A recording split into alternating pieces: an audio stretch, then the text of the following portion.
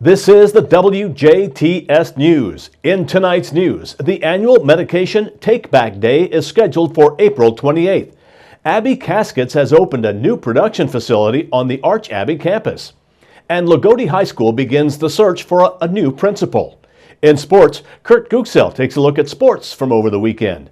Monday with the Mayor features Loogootee Mayor Noel Hardy. All this and more in tonight's WJTS News.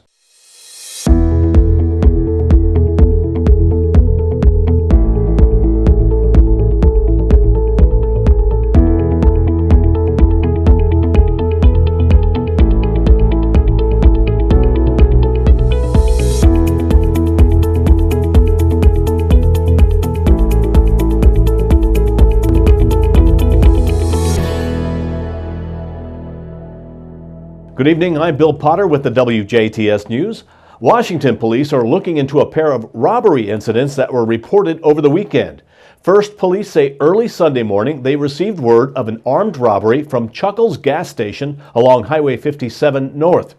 They, along with deputies with the Daviess County Sheriff's Department, responded, and while investigating, that report also found that someone had made an attempt to forcibly gain entry into nearby 57 Liquors.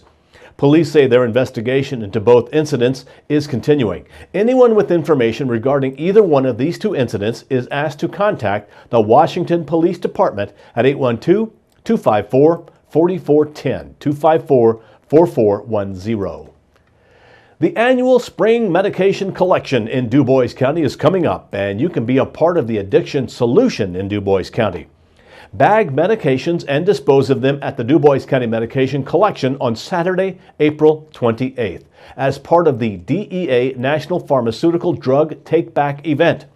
The Indiana State Police Jasper Post, located at 2209 Newton Street, will host the collection from 10 a.m. until 2 p.m., while the Dubois Fire Station, located at 4579 North 2nd Street, and the St. Henry Fire Station, located at 1211 West 1000 South, will also host from 10 a.m. until 12 noon in their respective cities. Huntingburg and Jasper Police Departments have a 24/7 medication drop box in their lobbies available for any Dubois County resident at any time. You may contact these two departments individually for any restrictions they may have. The Dubois County Sheriff's Department asks county residents to clean out the expired, unwanted, and unused medications from your home. And don't forget the vitamins, ointments, syrups, drops, herbal products, meds that should have been kept cold but were not, and aerosols not in pressurized containers. These pharmaceuticals will be accepted at the collection sites. No sharps, no infectious materials, which is anything containing bodily fluids, or waste will be collected. This collection is for private citizens only. No collections will be accepted from for-profit businesses or health facilities. Unused drugs are a common household health threat that can be lessened when you clean the old and unused meds out of your home.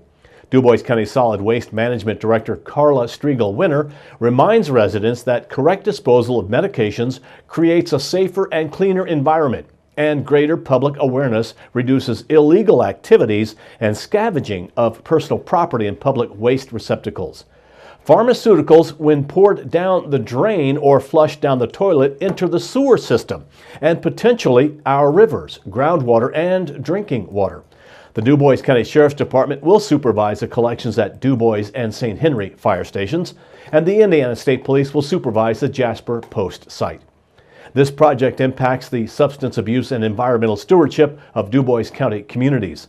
The sponsors of the Dubois County Medication Collection are Dubois County Cares, the DEA, the Indiana State Police, the Dubois County Sheriff's Department, Dubois County Solid Waste Management District, Dubois County Substance Abuse Council, fire stations, and TRICAP RSVP.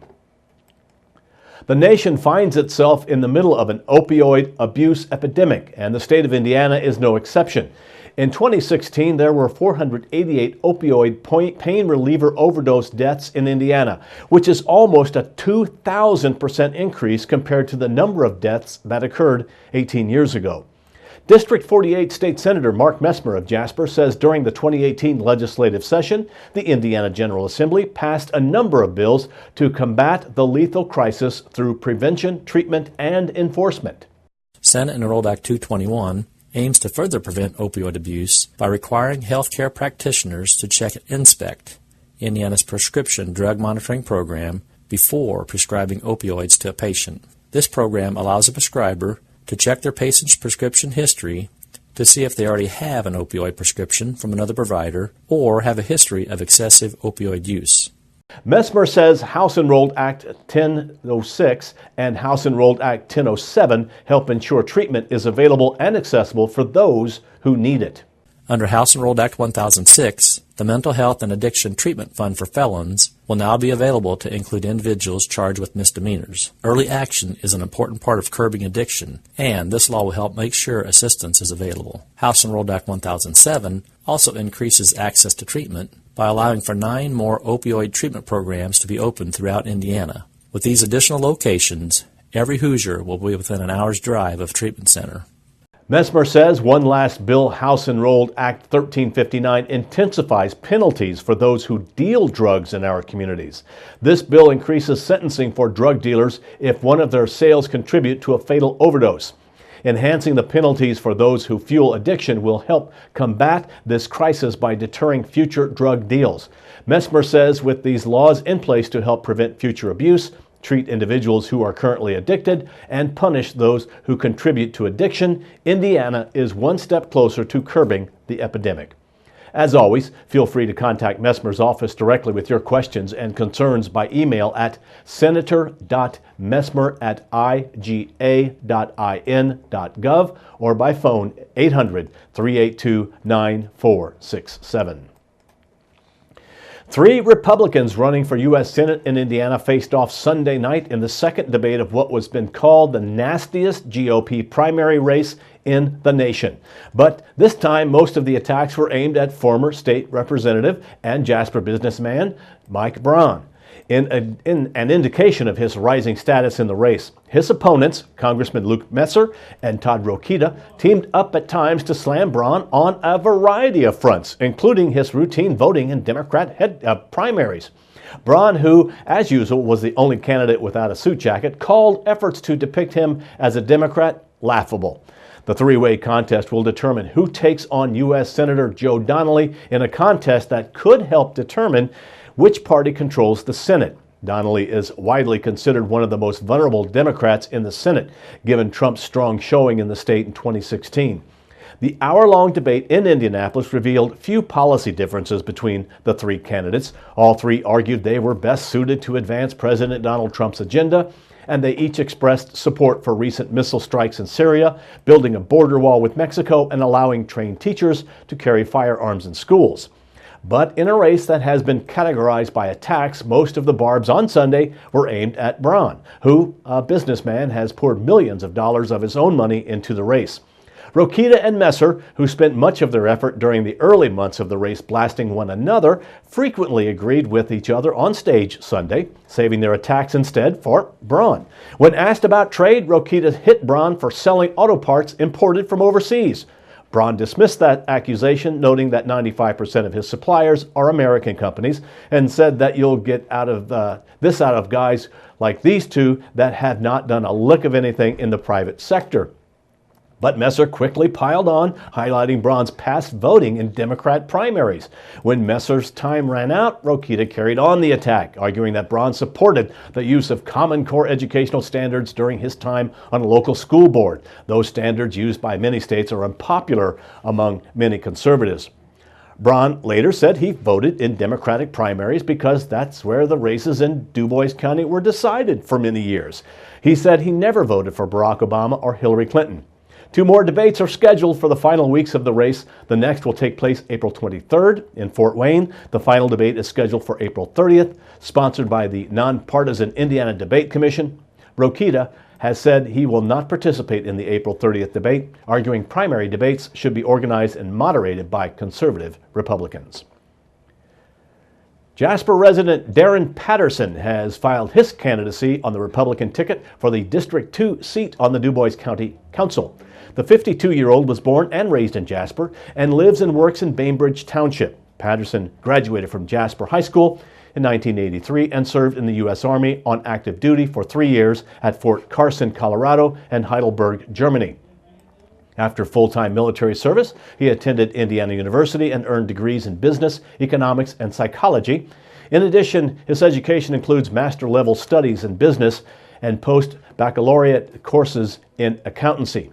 After graduating from IU in May 1992, Patterson was accepted into an internship exchange program in Germany, where he was a banking intern.